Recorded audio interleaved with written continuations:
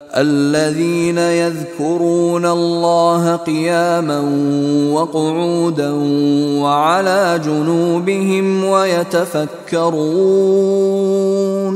ويتفكرون في خلق السماوات والأرض ربنا ما خلقت هذا باطلا سبحانك ربنا ما خلقت هذا باطلا سبحانك فقنا عذاب النار۔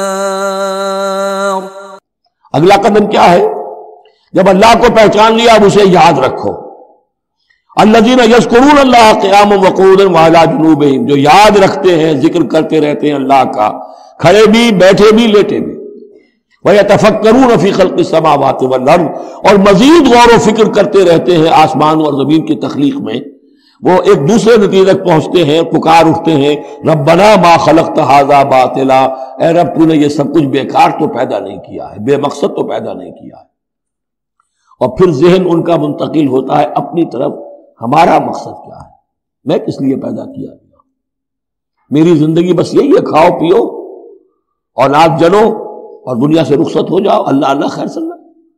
تو کیا مقصد ہوا زندگی؟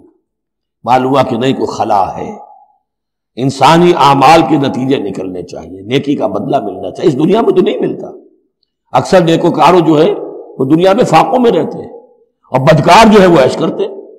تو کوئی اور زندگی ہونی چاہیے، کوئی اور دنیا ہونی چاہیے کہ جس میں بھرپور بدلہ مل جائے، مکافات عمل ہو۔ لہذا وہ کہہ اٹھتے ہیں سبحانک فقنا عذاب النار، پاک ہے تیری ذات، تو اے اللہ ہمیں اس دوسری زندگی میں جو عذاب تو نے تیار کر رکھا ہے جہنم کا، اس سے بچا۔